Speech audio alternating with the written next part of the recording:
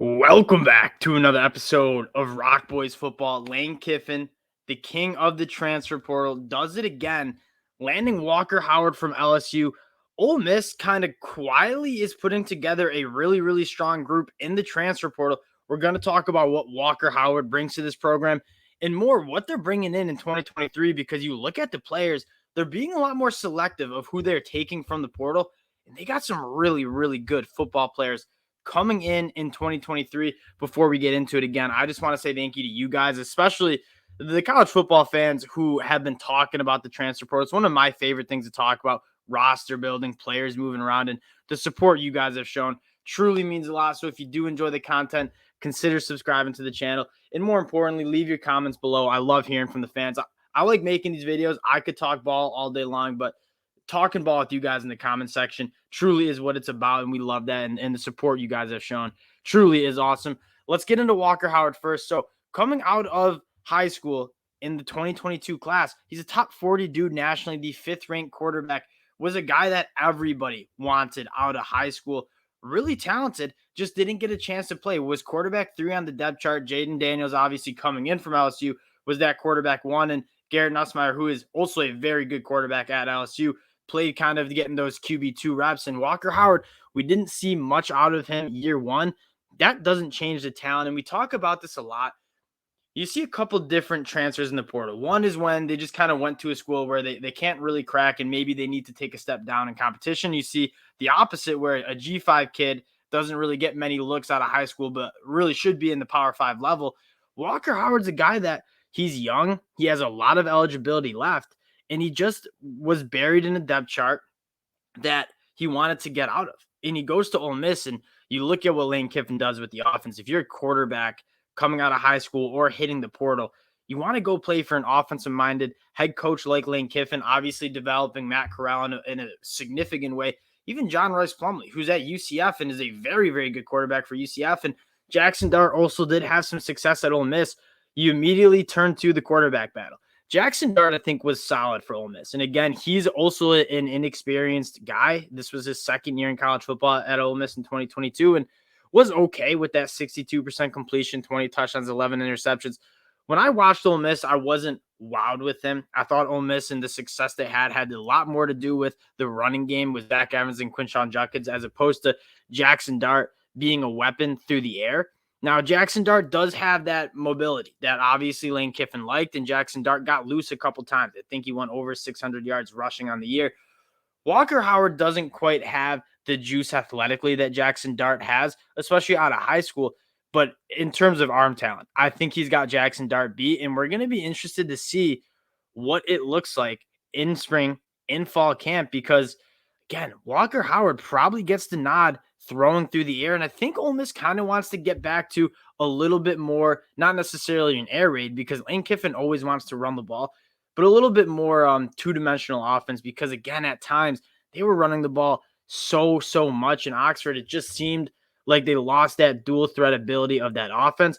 Walker Howard's a guy that can get it done with his legs, but he's going to bring more juice to that passing game. And what I want to do now is just take a look at what Ole Miss is bringing in through the portal as a whole, because there's a lot of guys you're extremely excited about. So Walker Howard coming in, and he obviously was sold on the talent that's coming in. And Ole Miss heading into 2022, the biggest concern you had was the wide receiver position. You watched the spring game, and the wide receivers were not getting open. I remember talking about that almost a year ago after we watched the spring game, saying these wide receivers without a guy like Dontario Drummond were really struggling. And Jonathan Mingo was hurt that day, so he wasn't playing. The wide receiver core, you're losing a guy like Malik Heath. You're losing a guy like Jonathan Mingo. Your 2 leading receivers by far. You kind of want to get some wide receiver talent, and that's what Ole Miss has done. You look at what they're bringing back on offense. Walker Howard coming in, you lose Luke Altmaier, so you're getting more depth at that quarterback position. I think Walker Howard has a great case to be starting for Ole Miss in 2023. But Chris Marshall, he's a guy that was a top 25 dude coming out of high school, again in that 2022 class. He got caught up in a really terrible offense with Jimbo Fisher, quite frankly. Chris Marshall, 6'3", 205 pounds, great vertical speed, was a former basketball player. He's going to bring that downfield threat that I think Jonathan Mingo and Dontario Drummond did 2 years ago to that offense that just really seem to struggle at times hitting that deep ball. Chris Marshall, I think, is an uber talented dude who, again, in a similar light to Walker Howard, he only spent 1 year in college. This isn't a guy that we're going to chalk up to being a bust out of high school. He's a good football player that needed a change of scenery. He's going to get that at Oxford and Ole Miss, and excited to see that. Trey Harris, another kid coming from Louisiana Tech, a 90 rate out of the transfer portal, 6'2", 204. And then John Sanders coming from Miami of Ohio, earning that 91 grade. You're getting three wide receivers who, you look at the depth chart of this Ole Miss wide receiver room, losing a guy like Malik Heath, losing a guy like Jonathan Mingo, you get three massive, massive targets for whether it's Walker Howard or Jackson Dart that you have to be really excited about. Ole Miss also bringing in that DC from Alabama and Pete Golden. I like that. The defense probably will improve, and it's been a unit that hasn't been talked about enough, steadily really getting better and taking those steps. You look at some guys coming back. Jaden Robinson was a guy that we were really excited about coming into from UCF last year. Didn't really get much burn. And then you have a guy like Michael Trigg. This offense looks to be really, really good, especially when they get down in the red zone, because they're going to be able to run the ball with a guy like Quinshon Judkins. But they have some really big targets when those passing windows get smaller in the red zone. Guys like Chris Marshall, John Sanders, Michael Trigg, they're going to get open. And you have that big catch radius to fit it in and start scoring touchdowns. That's what Lane Kiffin does. He does not kick field goals. You want wide receivers who are going to thrive in the red zone.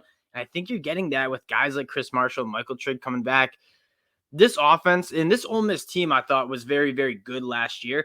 I think they have a chance to even be better. You lose some guys on the offensive line, and I think that hurts. But the defense as a unit has been steadily improving. And I think that you're really, really excited. And one guy I want to talk about, I don't want to forget about him, Jeremiah Jean-Baptiste from UCF. He's also a very talented dude that when you talk about production, this guy was all over the field for UCF. And I think kind of like Troy Brown taking that step up from that group of five to that Power 5 level, I think he can bring that same juice. He might not be as good as Troy Brown, but Jeremiah Jean-Baptiste, in terms of being that off-ball middle linebacker, will provide a lot of depth and talent and production for this Ole Miss team. And you look at them heading into 2023, Lane Kiffin is building. And one thing, I'm kind of stacking things up, and it's nice to talk about this Ole Miss team because anytime Lane Kiffin's coaching a football game, I'm going to be watching. This is a program that has struggled recruiting out of high school. They're coming in with a top 20 rank out of that 2023 class, but you take a look, they only have 12 commits. That means that a lot of these teams that are sitting in the top 20 have 20 to 25 commits in their 2023 class. Ole Miss only has 12. The quality of guys they're bringing into this program, they're being a lot more selective. 2 guys in the top 100, a couple more guys in the top 300.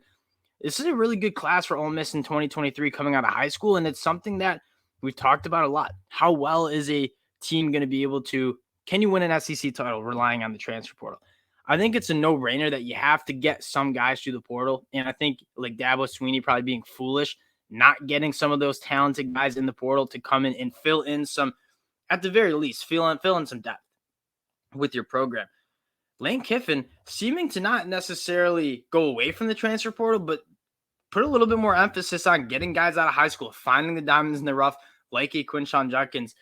Ole Miss, Lane Kiffin, he's inked in for a while at Oxford, and these Ole Miss fans, y'all got to be excited. And this is a fun team to watch, and Lane Kiffin obviously is a fun character to follow, and it's a good offseason for Ole Miss. I don't think they're making as many splash moves as you've seen in years past.